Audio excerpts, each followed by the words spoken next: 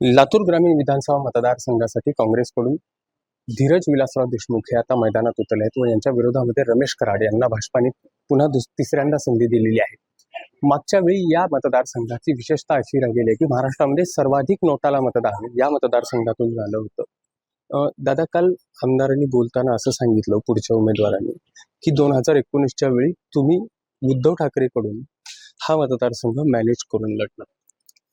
नाही, त्या पक्षाचं तिकीट वाटपाचं म्हणजे भाजपचं आणि त्यांच्या नेत्यांकडं त्यांच्या प्रदेशचे ते स्वतः जिल्हाध्यक्षही राहिलेले आहेत. त्यांच्या पक्षात तिकीटं कशी वाटली जातात हे त्यांना जास्त चांगलं माहीत असेल. त्याच्यावर मी भाष्य करणं उपयोगी नाही. आपल्या पक्षाबद्दल ते मला विचारतायत तिकीटं कशी वाटली जातात किंवा आत्ताही तिकीटं कशी वाटली गेलेली आहेत हे त्यांनी जवळून अनुभवलेलं आहे.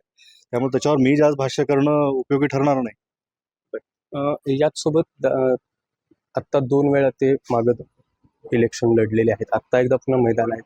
कशी त्यांनी असं सांगायला लागलेत की धनशक्ती विरुद्ध जनशक्तीची ही लढाई आहे. कसं पाहताय? बरोबर आहे. धनशक्ती त्यांच्याकडे आहे, जनशक्ती आमच्याकडे आहे. त्यामुळं ते जे म्हणतायत ते अतिशय बरोबर योग्य ते प्रचार करतायत आणि ते त्यांचा प्रचार लोकांसमोर थेट ज्या पद्धतीनं सरकार फोडली गेली, आमदारं फोडली गेली, कशाच्या बेसिसवर फोडली गेली, धनशक्तीच्याच बेसिसवर फोडली गेली. आणि त्यांच्या पक्षामध्ये जो विचार आहे की तोडाफोडा आणि काय जे करायचं करा आणि महाराष्ट्राला सध्या विकण्याचं काम आहे, धनशक्ती त्यांच्याकडे चाललेली आहे. त्यामुळे ही सगळी धनशक्ती काँग्रेस आणि महाविकास आघाडीच्या विरोधात ते सध्या वापरतायत. पण ही जनशक्ती जसं लोकसभेमध्ये काँग्रेसच्या महाविकास आघाडीच्या आणि इंडिया आघाडीच्या बाजूने राहिली, ह्याही वेळेस ही जनशक्ती विकासाच्या बाजूने राहणार आहे, महाराष्ट्राच्या अस्मितेच्या बाजूने राहणार आहे. आणि त्याच्यासाठी येणाऱ्या निवडणुकीमध्ये जो कौल असेल, जो मतदान पेटीमध्ये मतदार व्यक्त होणार आहे, त्याच्यामुळे आम्हाला त्याची काळजी नाही आहे. जनता आमच्यासोबत आहे आणि आम्ही जनतेची लढाई लढतोय आणि त्या पद्धतीनं जनशक्ती आमच्यासोबत आहे. याचसोबत या मतदारसंघामध्ये मराठा बहुल हा मतदारसंघ आहे. तर मराठा समाजाची आत्ता भूमिका काही स्पष्ट नाही आहे. तर आत्ता कसा रिस्पॉन्स मिळतो? नाही, हा मतदारसंघ फक्त मराठा बहुल नाही आहे. थोडाफार मराठा वर्ग जास्त असेल, पण ओबीसी मोठ्या प्रमाणात आहे. बाकी सगळ्या जाती जमातीत आपण आज मुरुडमध्ये आहोत. इथं प्रत्येक जाती जमातीचा माणूस आज मतदार म्हणून इथं वावरतो. आणि लातूरचा हा निवडणूक असेल किंवा लातूर जिल्ह्यातली संस्कृती राहिलेली आहे. विकासाच्या मुद्द्यावर जातीपाती न पाहता इथं शांतता, सुरक्षता, आपला विकास चांगल्या पद्धतीनं व्हावा, विकास करणाऱ्या लोकांच्या मागं नेहमी लातूरची जनता उभी राहिलेली आहे. आणि आम्ही आमचं केलेलं काम लोकांसमोर मांडलेलं आहे.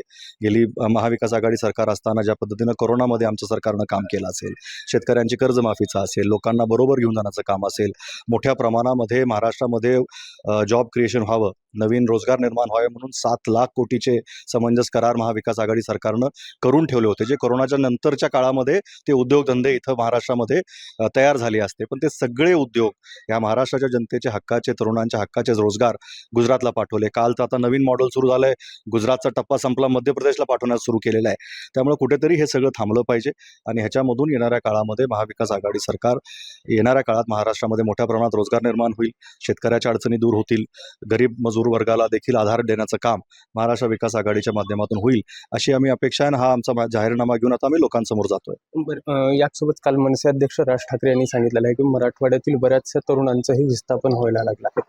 मराठवाड्यामध्ये म्हणावा तेवढा उद्योगधंद्यांना चालना मिळत नाहीये. तर यासाठी तुम्ही असं काही करताय का? नाही, सध्या भाजपने ह्या गेल्या 2 वर्षामध्ये जे काही महाराष्ट्राच्या हक्काचं होतं, जे काही रोजगार निर्मितीची साधनं होती, ते सगळं काही गुजरातला पाठवलं, हे वस्तुस्थिती आहे.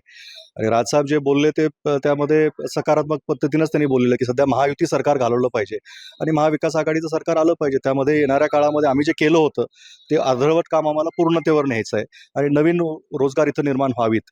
आणि येणाऱ्या काळामध्ये आपल्या भागामध्ये पाण्याची व्यवस्था चांगल्या पद्धतीने झाली पाहिजे, जेणेकरून उद्योग येतील, जेणेकरून शेतीला चांगले दिवस येतील, शेती प्रक्रियाचे कारखाने अजून अधिक पिकांचे ह्या भागामध्ये घेतले जातील, इथला मोठा मजूर वर्ग आहे प्रक्रियेमध्ये येईल, लेबरचे चांगले कारखाने इथं झाले पाहिजे, ज्यामध्ये मनुष्यबळ जास्तीत जादा लागेल असे कारखाने मराठवाड्यामध्ये आणण्याचा आमचा येणाऱ्या काळात मानस राहील. याचसोबत आता काय नेमके जी 5 वर्ष मागच्या तुम्हीच आमदार आहात आणि आता पुन्हा एकदा निवडणुकीला सामोरे जात आहे, काय मुद्दे घेऊन जनतेसमोर? नाही, सध्याचे बेरोजगारीचे मुद्दे आपण लोकांसमोर घेऊन जातोय की आम्ही आता उदाहरण घेतलं की महायुतीच्या काळामध्ये केंद्र शासन त्यांच्याकडे आहे, सध्याचं विद्यमान सरकार त्यांच्याकडे आहे. आपण एक मोठा प्रकल्प केंद्र शासनाचा आपल्या जिल्ह्यामध्ये बघितलेला आहे, तो रेल्वे बोगीचा कारखाना आहे. एकही रोजगार तिथे निर्माण झाला नाही. सध्या त्या भाजपच्या अकाउंटवर असं दाखवलं जातं की 15,000 रोजगार निर्माण झालेले आहेत. आपण माध्यमाच्या माध्यमातून तिथं जावं, माझी विनंती आपल्याला, तिथल्या मॅनेजरला किंवा तिथं कुणी जर असेल की इथं कुणाला रोजगार मिळाला आहे असं जर आपण जरा लोकांसमोर ते आणलं पाहिजे की जे खोटा प्रचार भाजपच्या प्रसारमाध्यमातून होतोय तो कुठेतरी जनतेसमोर आला पाहिजे. आणि आम्ही आमच्या खासदारांना सांगितले, त्यांनीही प्रश्न सभागृहात मांडलेले आहेत.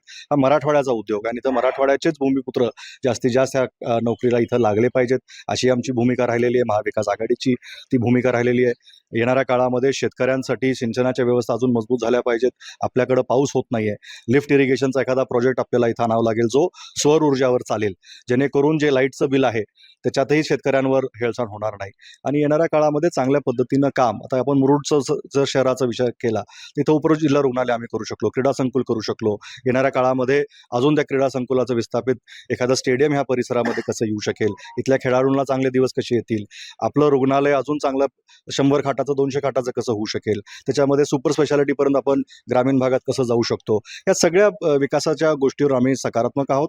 आणि येणाऱ्या काळामध्ये आमच्याकडे जो मॅप आहे, विजन आहे, ते आम्ही इथं मुरुडमध्ये रियालिटीमध्ये उतरून दाखवू. बरं, याचसोबत आता महाविकास आघाडी विरुद्ध महायुती अशी आहे.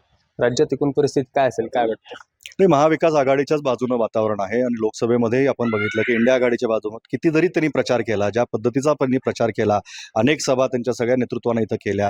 आणि महाराष्ट्रामध्ये जे फोडाफोडीचं राजकारण झालेलं आहे, पक्ष तर फोडलीच फोडली, कुटुंब देखील फोडली. आणि ह्या फोडाफोडीचं राजकारण महाराष्ट्रीय संस्कृतीमध्ये नाही आहे. मतदार ह्याच्यापासून त्रसलेला आहे आणि मतदार मतपेटीमधून व्यक्त होऊन महाविकास आघाडी सकारात्मक राजकारणालाच महाराष्ट्राने नेहमी मतदारांनी कौल दिलेला आहे. आणि येणाऱ्या काळामध्ये महाराष्ट्राच्या अस्मिता राखणारं सरकार असलं पाहिजे आणि महाराष्ट्राचे जनते प्रश्न जाणून त्याच्यावर काम करणारं सरकार जनतेला अपेक्षित आहे. आणि येणाऱ्या निवडणुकीत त्याच पद्धतीनं आपण मतदार व्यक्त होईल अशी आमची अपेक्षा आहे. राज्यामध्ये पुन्हा एकदा राज्यामध्ये महाविकास आघाडीचं सरकार येईल अशी आता आपल्यासोबत धीरज देशमुख यांनी भूमिका आपली स्पष्ट केलेली आहे. Rishikesh Holikar, Maharashtra times online, Latur.